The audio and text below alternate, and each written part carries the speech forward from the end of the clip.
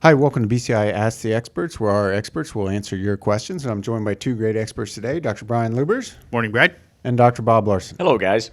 On this show, as you send in your questions, these guys get a chance to answer them, and they get up to 10 points for their answers. And we'll have a little debate today because our listener question is really good. If you have a listener question that you'd like to send us, you can send it at bci@ksu.edu.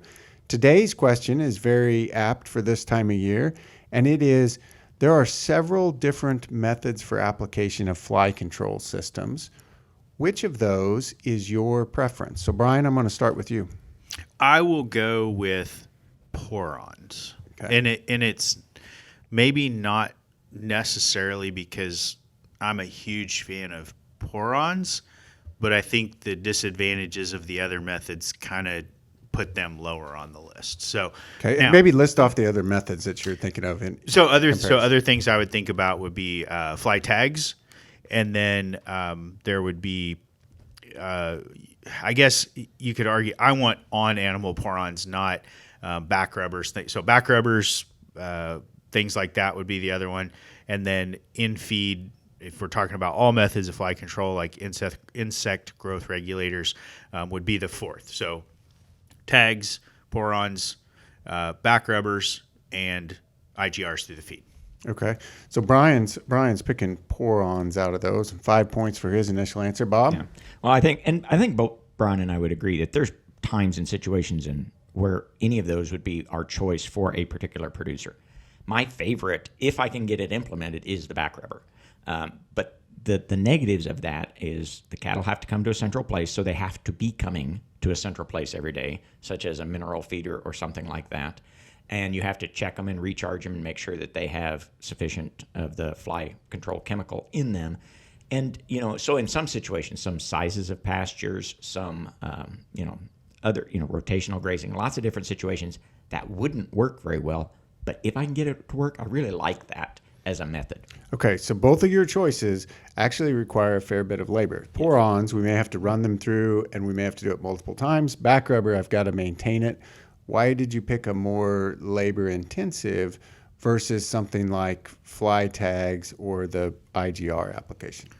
Yeah, and so actually, if I go back and revisit, I probably wouldn't just choose one. I probably would make a combination, and I probably would include IGRs with some of the other methods. Fly tags are pretty low on my list because they're less labor intensive if you put them in once and just leave them in. The problem with that is that we know we're starting to see some resistance to some of the pyrethrins and things because people leave them in and they're no longer effective, but they actually cause some resistance in the fly populations when you do that. So theoretically, what you're supposed to do is put them in and then take them out, and nobody does that. So that's why I kind of put fly tags lower on my list. And the challenge is also, and you mentioned picking the right product, but putting them in at the right time so that they're in just before fly season, which is typically not convenient. So Brian's got 8 points, Bob. Yeah, I'm going to agree with Brian. The one place where I do like fly tags is if you're battling a pink eye problem, a pyrethroid tag. So Brian talked about there is some pyrethroid resistance among horn flies, but we don't really see that with face flies. And if you've got a really bad pink eye problem and a face fly problem, a pyrethroid ear tag may be a really good choice for you.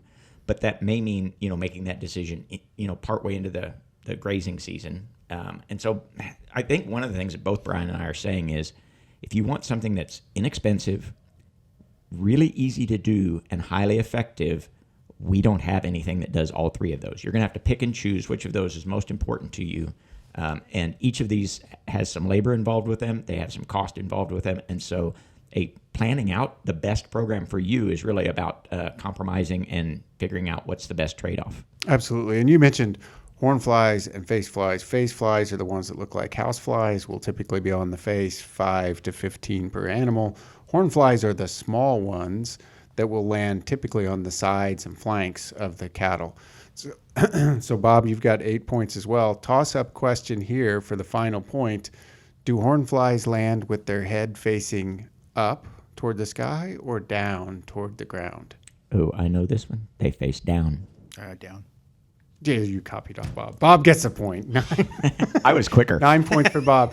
Thanks for sending in your questions. And if you have another question for us, send it in to bci@ksu.edu.